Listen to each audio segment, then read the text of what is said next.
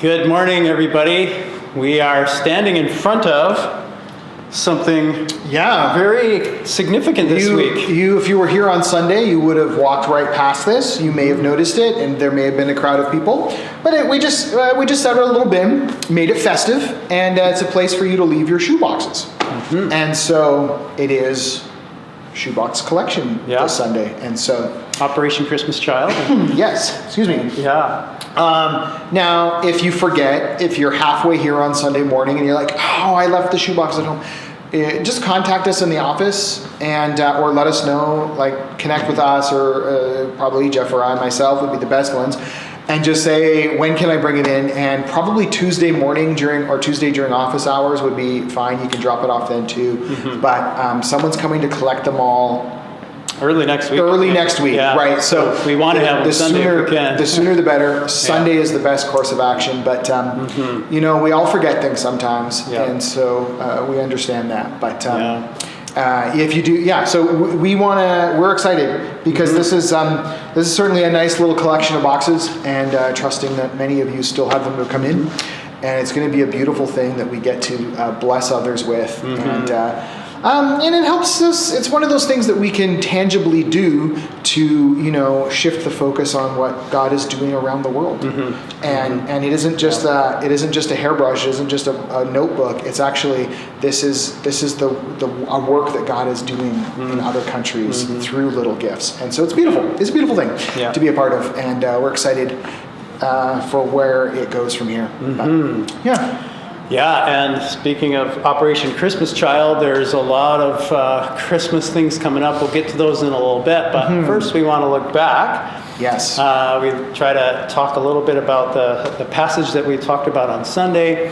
This last week was a passage on marriage. We tried to talk about how, when we went through the passage, and Jesus is asking a question about divorce, but he turns it back to marriage. Mm-hmm. And there's a couple things that I really wanted to point out on Sunday that maybe we can talk a little bit here is one thing that Jesus does is he brings the status of women on equal level as men.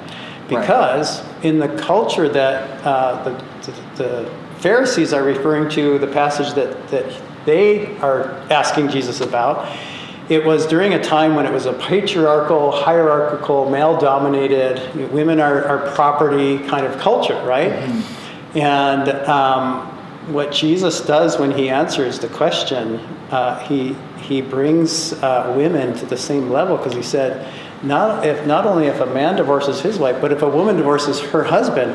That passage that they were referring to was talking about a man divorcing his wife. It didn't say anything about the other way. So I thought that was really significant that Jesus elevated, and so it's in the context of, I'm sorry, I'm not giving you a chance to talk here, but it's okay. It's in the context of Jesus saying, when you care about the least, and it's the least that are the greatest. So what an interesting thing that he does there. What thoughts that are going? A few. I think what Jesus points out, and in all of that, is that as humans, we all have that innate longing for loopholes, right? Yep. And so what does he say in there? It's it's because your hearts were hard. You get this concession. Like, in other words, not God's plan, but he's going to throw you a bone kind of thing. Isn't that amazing right there? Like, you're given something because your hearts are hard. Like, oh my goodness. It's like you've rejected this beautiful gift of marriage, of coming together, of being united. Mm-hmm. And, the other thing that's hard about it, too, to understand culturally is how many, we come to marriage, most people today, having chosen the person, right? That's not the case back then. Yeah. And, it was arranged. Now, sometimes the groom was in on the arrangements. Mm-hmm. We sort of get the idea that very rarely, almost never, probably could say never and be safe to say that, but maybe there's one or two out of the billions or millions of examples. So it's because why? Because, she's an item. And it was often a younger girl with an older man, and so there's kind of giving to the property idea. Right, the power dynamics there. And so, I mean, so it could have been you know what, here's two people making the best of it, you know, choosing to love. And I know you did bring in the you know, we love like Jesus loved us, right? And loved the church. But sometimes it's just like, I think you come to that point where you realize this was a bad deal. And what's interesting that, yes, like you said, women some were, you know, seizing that concession. They were seeking divorce. Imagine that, like, things were so bad that you have, like, you would, because they had nothing to go to, right? To be a divorcee in that society with zero rights, zero property, zero anything. As a woman, you're essentially just saying, "Hey, I'll be homeless, thanks." That's better than living with this guy.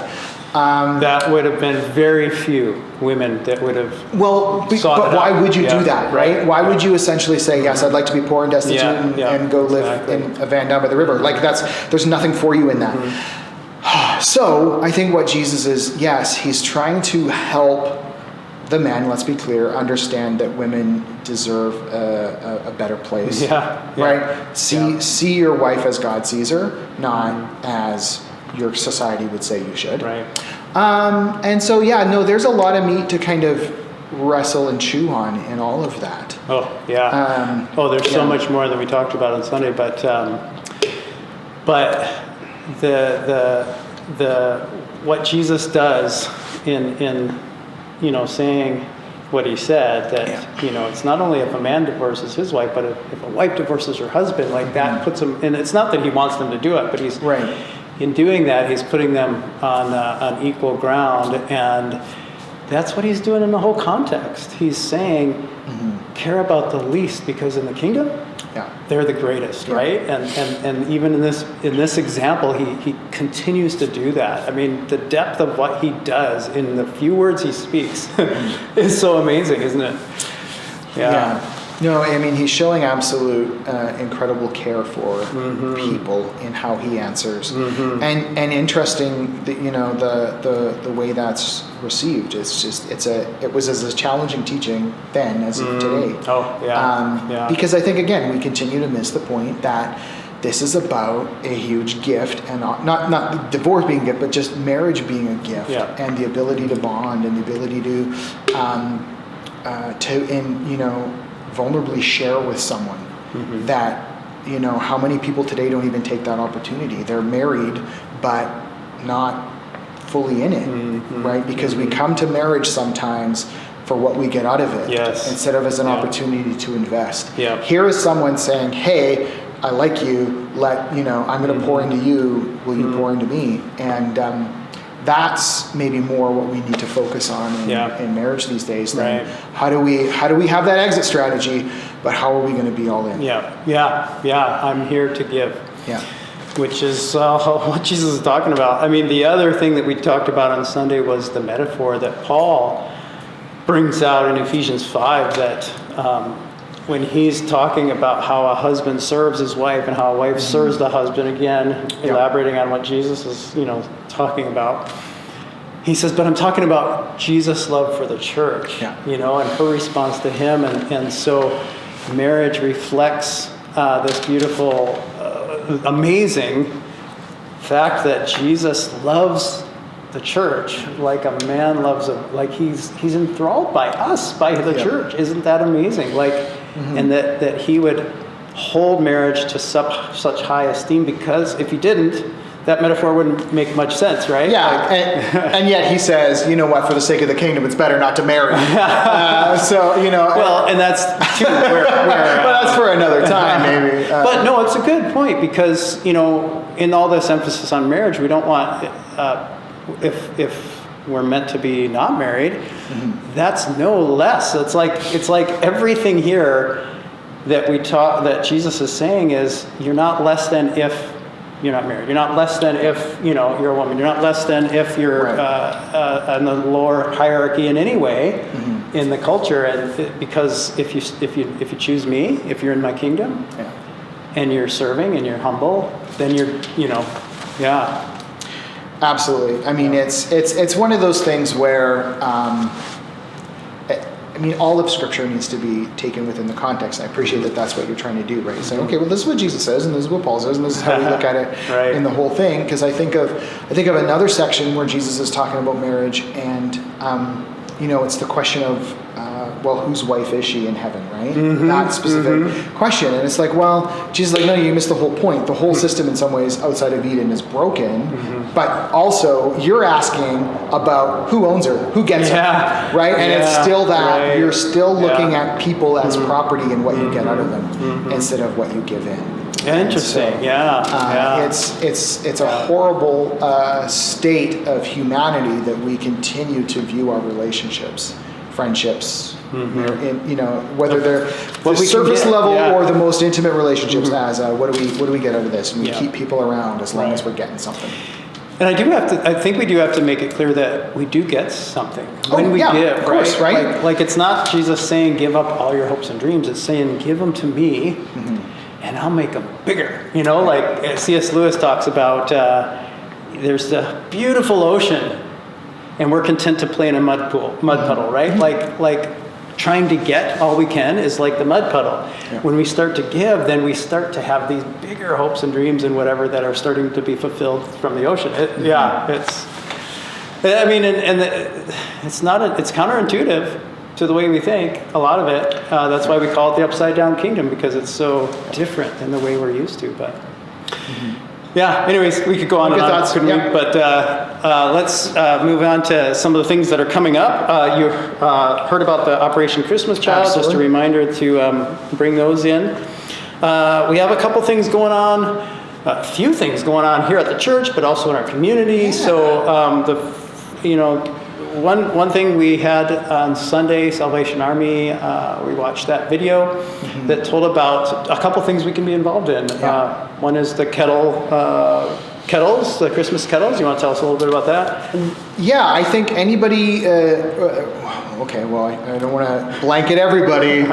Maybe you're new to the planet, but it seems at Christmas time, kind of from that, the 4 weeks leading up to Christmas, you go into the store and there at the front door is someone ringing bells or someone there with a way to donate to the Salvation Army.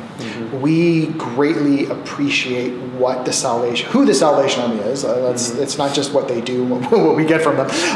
We appreciate who they are, but and also their heart for hurting people and their heart for the community. And so we want to encourage you and invite you to take some time and maybe be at one of those kettles this Christmas season and be there ringing bells. Actually, the fun thing is I know many of you will be, even if we didn't encourage it. Oh, I've heard that's just what you do. And because I know how many times I've seen you there, and it's always really pretty fun. Actually, I like it. I like it, and my kids like it too. And they're like, "Oh yeah, there's Mr. Art. We're gonna go." Okay, great. Awesome. And it's so good. So that's one way. And they need a lot of help. So the more it's pretty much a direct correlation, right, between the more times they have those kettles available and the more money, not just money but the more they're able to help others. It really is a direct line. And so we can we can just be there and stand there and help. And it's one way. It's one thing to do. Another thing coming up associated with the Salvation Army is the Gifts of Hope, and that is in the auditorium. We have we set up. Salvation Army actually comes and together with us, we've set up the room as a big store, and then lots of toys, and then we get to be involved. We can pray for people. We can shop with people. We can sign people in. We can help in the kitchen. You're going to say something too? Well, no, not on that. But so keep going, because another thought just came to mind of a way people can get involved. Oh, okay. Finish this one. So for both of those, if you don't know how, just call the office or email me or Chris and we will tell you how to get involved. But basically, we just need to know what you want to do, and and then we give your name to the Salvation Army, and they will let you know what's available and what that looks like, and then you just show up for the time and place that they book you. So it's real good. It's real good. No, the other thing that's going on that kind of touches here is a way people can get involved is that the Warriors are doing their food drive in early December too. Yeah. Mm-hmm. And coming to help them pack boxes, there's not really a role for us in that. We just turn on some lights and heat. Actually, they want to do it with the team. So and it's they're so fast. It is one of those things. I've been here quite often when they've done it, and it's like, do you have scissors? Yeah, scissors. And it's like it's an incredibly like frenetic thing. It's just boom, boom, boom, boom, done. Like that you just packed like however hundreds of boxes in less than an hour. Oh, okay. Yeah. But they always do at one of the games is when they actually are collecting money so that they can purchase the groceries for that. And so I don't know when the game is. That's the problem. I didn't look it up. I wish I did. But maybe we'll get that information to you in a future coffee talks. I know many of you like going to the games, and why wouldn't you? They're like on a hot streak. I was at a game last night. Right? Yeah, like it was really fun. It's way I'm about ready to jump from the Canucks fully to the Warriors and just be like, no, that's my team because the Canucks suck. Even though they managed to eke out a win in Ottawa, but that's a whole other thing. Anyways, it's great to go to the game, and we'll try and get you the information on when that night will be. If you want to give to that, and but there's between them and the food bank and everyone, there's so many different ways to give this year. It's really there's lots, but if that's something that you're inclined towards, then we'll make sure you know about it. So another thing coming up is the light up, and that is December 2nd. Right. The night before the women's thing. So it's so funny how we're kind of jumping around and like we're like, okay, so I guess this is first. That's the next thing happening. But then we're like, and then there's the Salvation Army stuff, and it's like, well, the light up first. Whatever. Anyways, December 2nd is light up. That's when. So there's lots of ways to be part of that. Way number one is just go. Like it is fun to be part of the crowd. Be there, and I think this is important too. When the community has big stuff on. As much as we as followers of Jesus can just be there as salt and light, as a presence, just to have fun and hang out and be like Christians aren't weirdos who hide in a building on Sundays. And have a smile on. Have a smile on and just enjoy it and sip hot chocolate and freeze your nose off. It's great. It's just fun. But we also are there in a more focused way as a church. Taking up the call to kind of provide things to do. Because there's more going on that night than just flicking a switch and having lights come on. You want to be there as a presence to do. And so we are, like we did last year, we had ornaments last year. We're doing different ones this year. For those of you who might be remembering and having flashback nightmares about the foam everywhere, super good for the environment.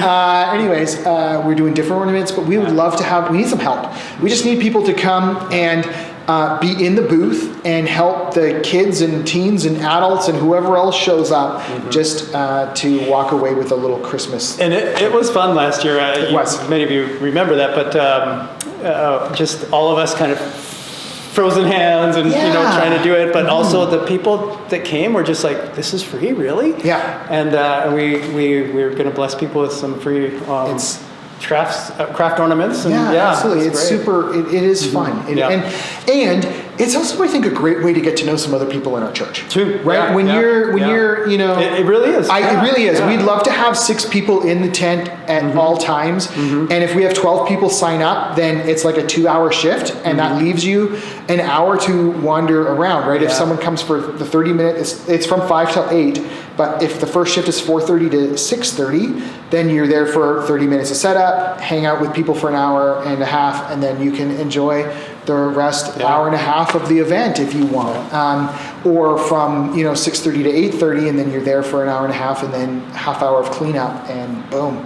That would be awesome. So if you would like to help with that, I know what I was going to say. So if 6 of us in the tent, kind of shoulder to shoulder, working away, it is a great way to connect with other people in the church. You get to know people. And you're rubbing elbows, you're chatting again amongst each other. You're just more than, again, that smiling, happy, joyful presence in our community to remind people that Christmas is a season of coming together.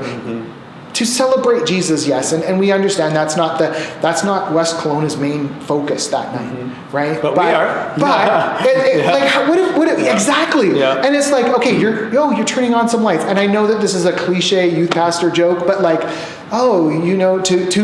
to go, oh yes, well yes, that's a beautiful light, but let me tell you about the light of the world, and and we're not there to witness on the night, but we have a light that the community needs, and sometimes we get to share it just by being there. Mm-hmm. And so again, don't come so that you get to like preach Jesus. Come so that you get to share joy and peace and hope, and just through a smile and a gift and through your presence. And that's what we're asking. And that is preaching Jesus. I mean, we live Jesus with our life. It's that Romans 12, right? Words, every act of worship. Yeah, every act is worship. And that's what we want to do. So if you want to help with that, see me on Sunday. I'll be roving the foyer with a clipboard, and we'll invite you to be part of that. So this is like announcement central right now. That is why we do coffee. There is a November 26th, I think it is, parenting thing. Can you tell us about that? Yes. So myself and children's ministry leaders of churches in West Kelowna started getting together back when the weather was warm and the future was bright, somewhere around Easter, just after Easter. And we got putting our heads together. How can we come together and encourage and equip families to deal with raising kids today who will, at the end of the day, love Jesus and have a solid foundation to launch into adulthood. And one of the things that we wanted to focus on, at least to start, is maybe there's some seminars that we can share with people, invite parents to. And so we've got the first of those coming up November 26th. It is, November 25, go do all your Black Friday shopping. November 26th, come and we'll tell you why that was a bad idea. No, I'm just kidding. It's parenting in a digital world. And how do we, if your kids aren't asking you for cell phones yet, check if they're human. And likely they are. And if but how do we help our kids navigate that digital space in a healthy way? That's the heart of it. It isn't to tell you not to give cell phones. It isn't to tell you what you should or should not do.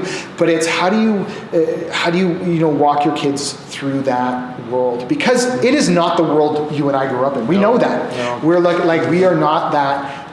Very few. There are some parents who are now. That's just not all of us. And some of us are going, and some parents are going, yeah, I grew up with it and I still don't get it. I grew up with it and it is different. I grew up with it and I don't want my kids to repeat the mistakes I made or whatever. And so we want to help. So whether your kids are, newborns on the way or, 20, come. And maybe your kids have left the house and you're like, I don't know, but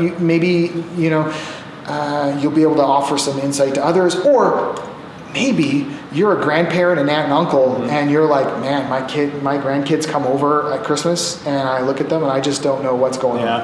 And so it's one of those worlds. And not every family is the same. So here's a funny story from my summer. We spent an afternoon out on the ocean on my father-in-law's boat, and she and I had our kids there. We had some nieces and nephews, and one niece spent like most of the trip like stalking me on Instagram. I'm like, this is weird. Now, if you've been to I generally post very uplifting things. That's my brand, if you will. And so I'm like, whatever. But like, it's a weird kind of thing that even us as parents need to think about. What are we sharing online? Because our kids or our nieces and nephews, maybe even our grandkids one day, they're going to find it. Yeah. And so there's lots of questions. Some of you have concerns. This is what we want to come together on the 26th and talk about. So we've got some guest speakers who are going to come and share some information from what they've learned. We've got a panel to answer questions, and that panel is made up of, I think we're going to have a member of the RCMP who has spent a lot of time, with cases related to cyberbullying and things, and there's a youth pastor there, not me, but another one, and other speakers are there to just really help us. The whole goal is that as parents will come away going, oh, this isn't as scary. And that's what we hope, that you'll be equipped. Ways to think about it. And no, that's great. That's great. So you can sign up online. Registration is being handled by Eventbrite, and there's links in our church bulletin, and